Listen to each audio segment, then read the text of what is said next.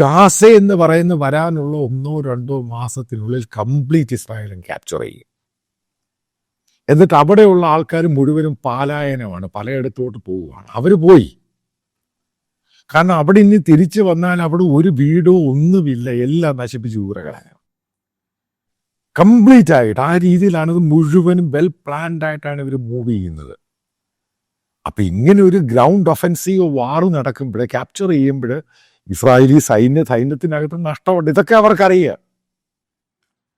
അപ്പൊ end result എന്ന് പറയുന്നത് ഈ പറയുന്ന രാജ്യങ്ങളും യൂറോപ്യൻ രാജ്യങ്ങളും അറബ് രാജ്യങ്ങളും 100% അക്സെപ്റ്റ് ചെയ്തു ഗാസ ഇസ്രായേലെ പിടിക്കട്ടെ പൂർണ്ണമായിട്ട്. അതായത് ഹമാസിന് ഫർദർ ഒരു ചാൻസും കൊടുക്കണ്ട. ഹോസ്റ്റേജസിന്റെ ഇഷ്യൂ ഇതോടെ തീരുക. അവർ ജീവനോടെ വന്നാ വന്നു, തന്നാ തന്നു, പോയാൽ പോ. കാരണം ഈ ഒഫൻസീവ് നടക്കുന്നതിന് മുമ്പ് അമേരിക്കൻ ഡിപ്ലോമാറ്റ്സ് ഈ യൂറോപ്യൻ രാജ്യങ്ങളോട് അറബ് രാജ്യങ്ങളുമായിട്ടും ശരിക്കും സംസാരിച്ച് നെഗോഷിയേറ്റ് ചെയ്തിട്ടുണ്ട്. അല്ലെങ്കിൽ ഇതുപോലെ ഇസ്രായേൽ കയറി അടിക്കത്തില്ല. എത്ര ജേർണലിസ്റ്റുകളാണ് കൊല്ലപ്പെട്ടത്. അൽ ജസീറ എന്തോ കരച്ചിലാകാരുന്നത്, എന്നിട്ടൊന്നും നടക്കുന്നില്ല. ജനസൈഡ് എന്ന് പറയുന്നു, അത് പറയുന്നു, ഇത് പറയുന്നു, ഒന്നും നടക്കുന്നില്ല. അറബ് രാജ്യങ്ങൾ പൂർണ്ണമായിട്ട് അമേരിക്കയ്ക്ക് പിന്തുണ കൊടുക്കും. കാരണം എന്തുവാ? ഞാനൊരു കാര്യം നിങ്ങളോട് വീണ്ടും പറയാം, ശ്രദ്ധിച്ച് കേട്ടോണം.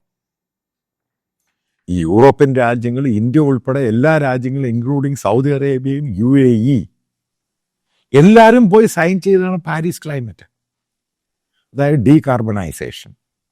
ഇനി മുതൽ ഫോസിൽ ഫ്യൂവൽ അതില്ലാതാക്കുക. കാരണം ട്രംപ് ഒറ്റ പ്രസ്താവനയെ പാരീസ് ക്ലൈമറ്റ് എടുത്ത് ദൂരെ കളഞ്ഞു.